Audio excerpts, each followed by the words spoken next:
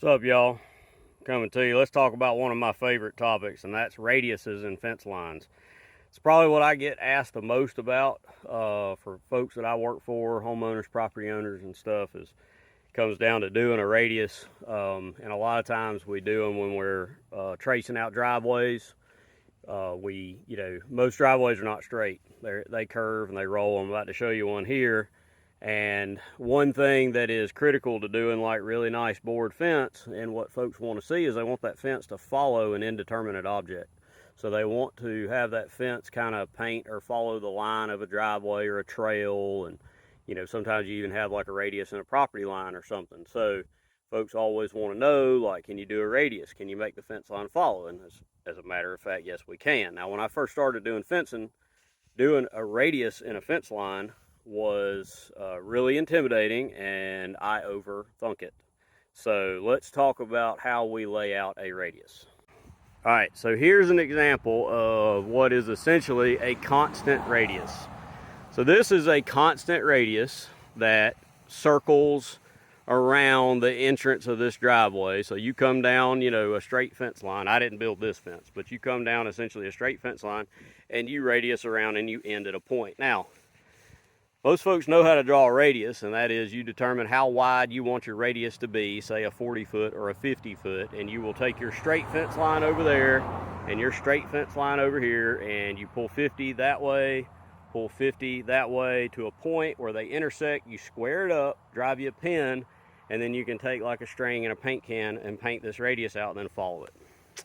That's pretty easy. Now, the complicated part is when you come down to an indeterminate radius.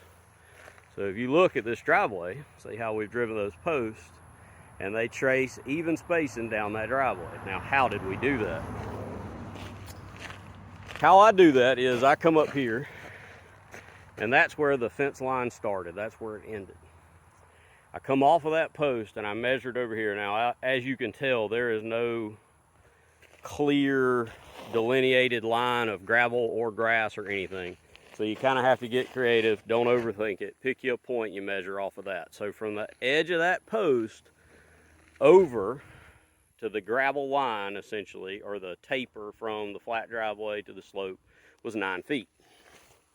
So if you come down this fence line here, me and a co-worker, we come down and we measured off 9 feet.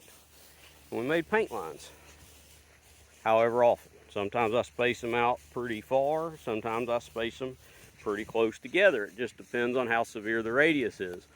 This is a straight section of the driveway, so I painted a paint line there. The next paint line ain't till way down there. So once I get my paint lines just marked however close together down through the driveway, I come back and I drive a nail. Landscaping nail, like a 12-inch, 10-inch, 12-inch landscaping nail in the middle of that paint mark. At every paint mark I put a nail. I attach my string line up there, run the string line down the ground. I go to the very end, attach it to the end at a nail, or you can go ahead and drive you an end post, whatever you want to do. Pull it real tight, then I come back and I hook it and trace out all these nails on the paint marks. Then we just drive our post right down the string line. Now, the hard part is, hang on, let me turn the camera back around. All right, that's better. The hard part is when you put that string line down on the ground and you go from nail to nail, the string's gonna look straight. But when you drive posts down it, the posts are gonna curve, just like they've done there. And even though you're straight from nail to nail, when you set those post line on those strings, they don't turn out looking straight. Turns out looking curved. Makes a real slick follow on your driveway or your trail or even a lake bank. Whatever is an indeterminate radius that's not a straight line. And the funny thing is I actually like driving posts on a radius. It's a lot easier to make the post and the fence line look good and look straight on a radius than it is in a perfectly straight line.